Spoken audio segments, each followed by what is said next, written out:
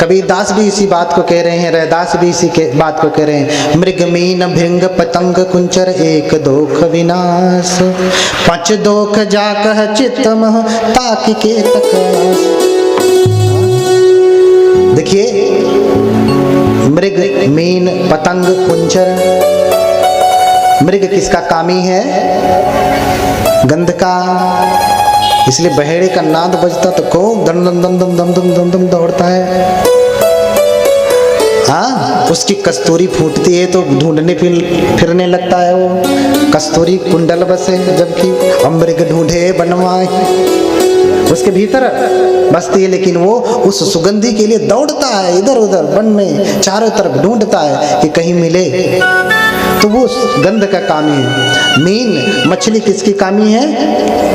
जबान की, स्वाद की। इसलिए तो ऐसे लगाया, चारा डाला, खाने के लिए आई और फंस गई। एक ही दोष है, पांचों में से एक दोष है। क्या? जबान की कामी। पतंग, कीट पतंगे देखते हैं ना, दीपक जला दीजिए, दीपक जला दीजिए, फिर कितने कीट पतंगे मरने लगते हैं?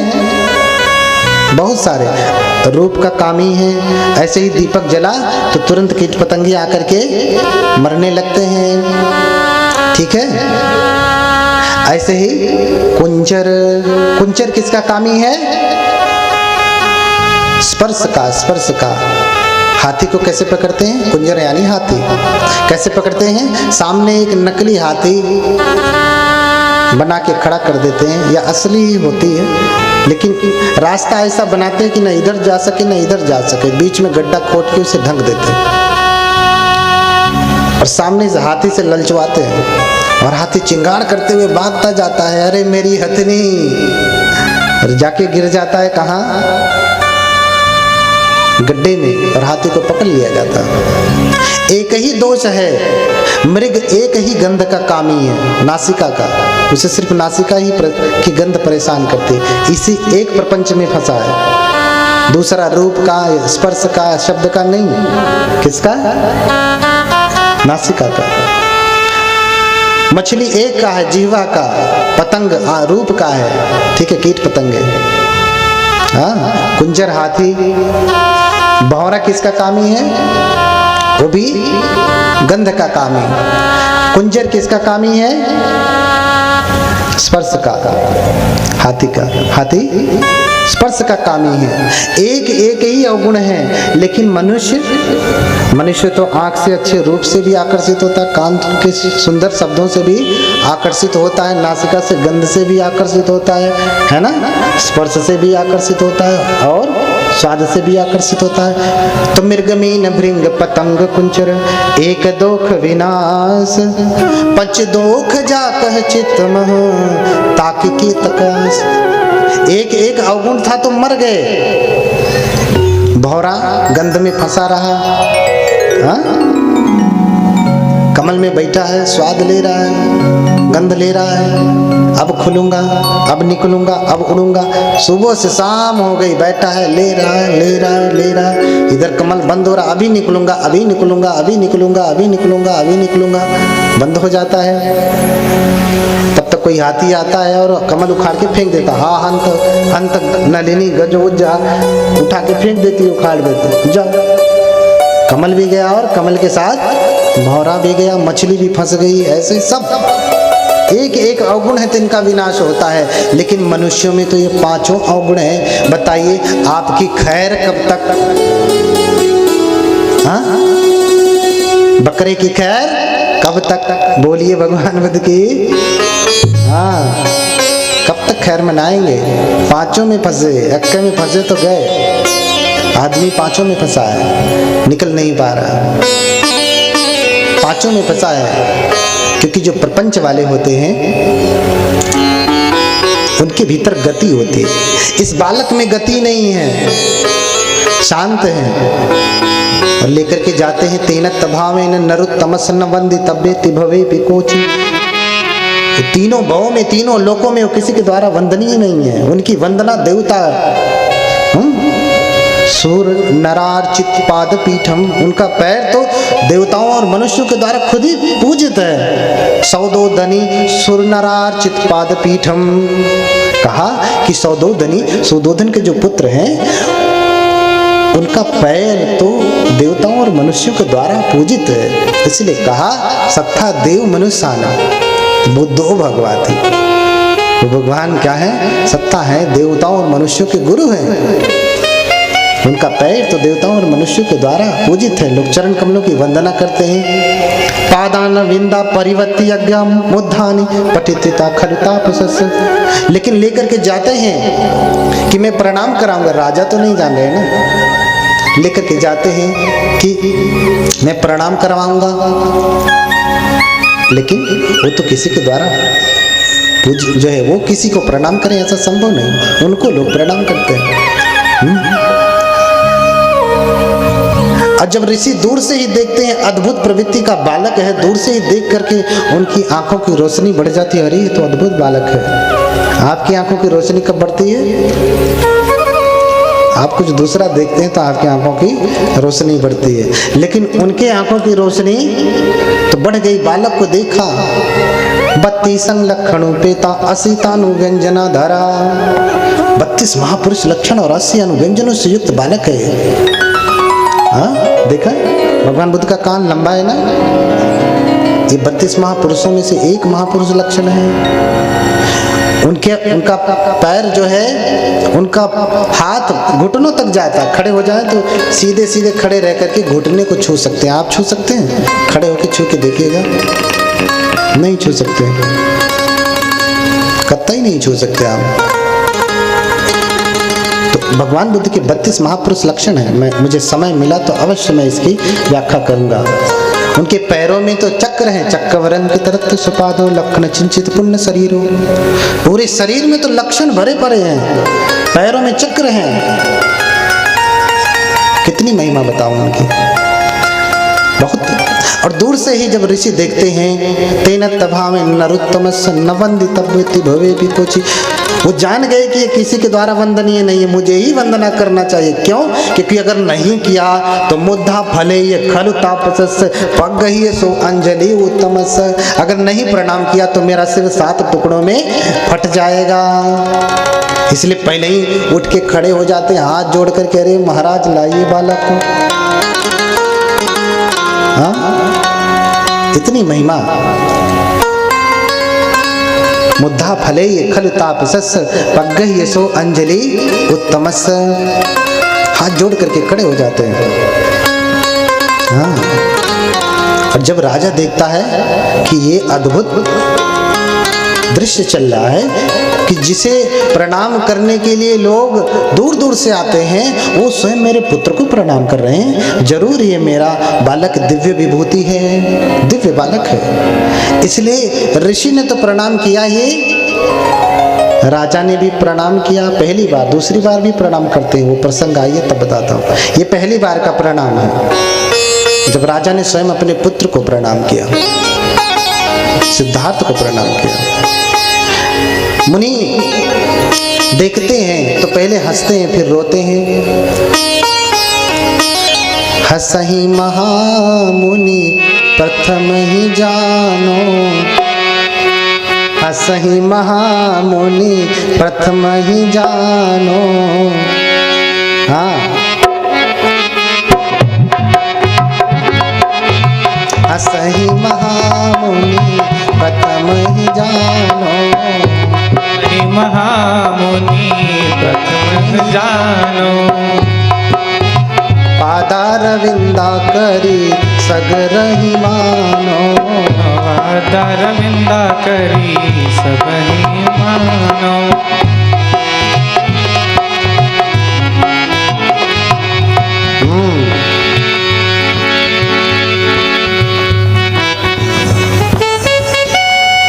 मैच नहीं हो पा रहा है। हाँ, तो पहले उनके चरणों की वंदना करते हैं और हंसते हैं और फिर रोते हैं। हंसहि महामुनि प्रथम ही जानो, पहले हंसते हैं फिर रोने लगते हैं। जब हंसते हैं तो राजा भी हंसते हैं, जब रोते हैं तो राजा चुप हो जाते हैं। हाँ, देखिए जब आप हंसते हैं तो सारा संसार आपके साथ हंसता है, लेकिन जब आप रोते हैं तो आपके लिए रोने को कोई नहीं है। समझ रहे हैं ना? इसलिए हंसना सीखिए। हंसने में सब साथ हैं, रोने में कोई साथ नहीं है। बोलिए भगवान बुद्ध की। हंसना सीखिए, हंसना। कोई प्रसंग ना हो तो भी हंसिए, बैठ के हंसते रहिए। कहेंगे वो तो पागल है, आपको देख करके लोग हंसेंगे। हाँ, आप अनायास ही अकेले बैठ के हंसेंगे तो भी लोग देख करके हंसेंगे, अरे हंस रहा है तो पागल है, अरे वो तो पागल है हंस रहा है। तो आप पागल को देख के हंसने वाला तो महा पागल होगा ना। हाँ, पागल को देख के हंसने वाला। बोलिए भगवान बुद्ध की। लेकिन दुनिया ऐसी ही है, पागल को भी देख के लोग हंसते हैं, अज्ञानी को देख के भी हंसते हैं। हंसी तो अज्ञानी के ऊपर ही आती है। जानते हैं अज्ञानी के ऊपर, पागल के ऊपर हंसी क्यों आती है? क्यों हंसी आती है? हाँ, क्योंकि सबके भीतर छुपा हुआ असंस्कारित रूप से एक संस्कार है जो इतना प्रबल है कि उसका शरीर, उसकी मनोवृत्ति ऐसे बना के रखा है। जब हम अपने से निम्न किसी को देखते हैं तो हंसते हैं। समझ रहे ना? ये हमारा संस्कार है। हम अपने से निम्न देखेंगे तो हंसेंगे। अरे ये तो गिर गया, मैं थोड़ी नहीं गिरता हूँ, मैं थोड़ी नहीं गिरता हूँ, ये तो गिर गया। इसलिए मैं जिसका प्रबल होता है वो दूसरे को देख के हंसता। बुद्ध हंसते नहीं है, बुद्ध हंसते नहीं है। बुद्ध स्मित हास्य करते हैं, मुस्कुराते हैं। बुद्ध नहीं हंसते। बुद्ध क्यों हंसे? अज्ञानियों के देख के बुद्ध क्यों हंसे? बुद्ध तो परम ज्ञानी है ना। तो पहले मुनि हंसते हैं फिर रोते हैं। हंसते हुए देख करके राजा भी हंसते हैं, प्रसन्न होते हैं। लेकिन जब मुनि रोने लगते तो राजा रोते नहीं, दुखी हो जाते। हाँ, क्यों रो रहे हैं? अब क्या बात हो गई? अब क्या बात हो गई? फिर पूछ ही लेते, राजन क्या कारण है? महाराज क्या कारण है कि आप पहले हंसते हैं फिर रोते हैं? बोले महाराज ये जो बालक है वो कोई सामान्य बालक नहीं है, दिव्य बालक है। इसके जैसा बालक धरती पे आज तक जन्म नहीं लिया, अभूतपूर्व बालक है। ये बुद्ध बनेगा, ध्रुवं बुद्धो भविष्यति, ध्रुवं बुद्धो भविष्यति, यन्नु नाहं खो महाराज ध्रुवं बुद्धो भविष्यति। अरे महाराज निश्चित रूप से जानिए जो बालक है ये बुद्ध बनेगा। तो ये होने वाले बुद्ध को मैं देख पा रहा हूँ, इस बात की मुझे खुशी है, आनंद है, इसलिए मैं हंस रहा हूँ। लेकिन दुख इस बात का है कि जब ये बुद्ध बनेंगे तो मैं जीवित नहीं रहूंगा। मैं उस परम पुरुष का, उस परम भगवान का, उस सुगत का, लोक गुरु का, तथागत का, धर्मराजा का दर्शन नहीं कर पाऊंगा, इसलिए मैं रो रहा हूं। देखिए स्वयं असित ऋषि अभिज्ञाओं से युक्त हैं, पंच अभिज्ञाओं से युक्त हैं, लेकिन फिर भी बुद्धों का दर्शन इतना सुखद होता है कि इतना रिद्धि सिद्धि संपन्न ऋषि भी ये चाहते हैं कि मैं बुद्धों का दर्शन करूं, उनका उपदेश सुनूं। आपके पास कौन सी रिद्धि सिद्धि है? कोई रिद्धि सिद्धि है? बहुत बड़े धनिक भी तो नहीं है। हाँ, बहुत बड़े धनिक भी तो नहीं है। इस गांव में भी तो कोई बहुत बड़ा धनिक नहीं है। लेकिन असित ऋषि इस बात से दुखी हैं कि जब ये बुद्ध बनेंगे, जब ये धर्मोपदेश करेंगे, मैं इनके उपदेश को सुन नहीं पाऊंगा। और वो उपदेश आपको सहज ही सुनने को मिल रहा है। जिस उपदेश को सुनने के लिए असित ऋषि रोते हैं, परम अभिज्ञा को प्राप्त व्यक्ति रो रहा है, जिसके पास सर्व सामर्थ्य है, वो व्यक्ति रो रहा है कि मैं बुद्ध का दर्शन नहीं कर पाऊंगा, उनका उपदेश नहीं सुन पाऊंगा। आपको सहज ही वो प्राप्त है, लेकिन आपको कोई गम नहीं। हाँ, आपको कोई गम नहीं। क्यों? क्योंकि जमाना हमसे है, जमाने से हम नहीं, इसलिए आपको कोई गम नहीं। क्या हम जाएंगे वहाँ, उपदेश सुनने जाएंगे, इतना बढ़िया उपदेश होगा। अरे हम सब जानते हैं।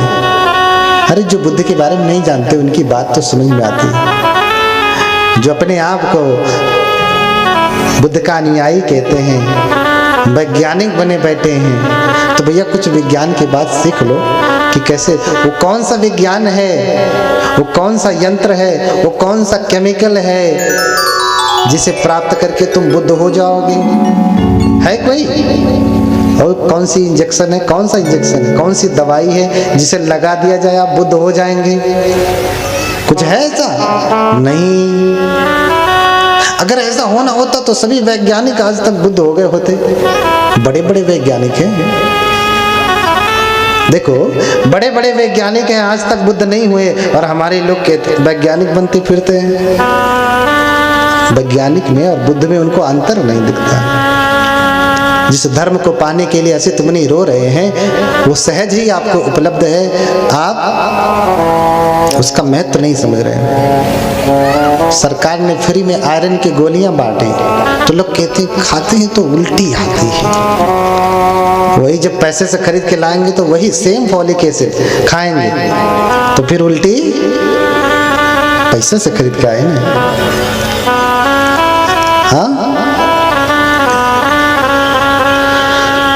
तो संसार में धर्म को चाहने वाले बड़े कम हैं, धम्मानुरागी बहुत कम हैं। एकस्य कर्म सवीक्ष करो अत्यंत मनो अधुना, गतानुगति को लोको नावे लोक परमार्थिक।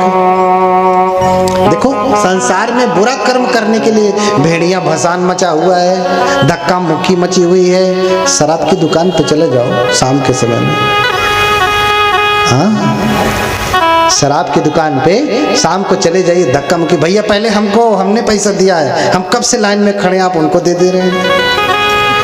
पैसा भी दे रहे हैं और क्या खरीद रहे हैं? जहर।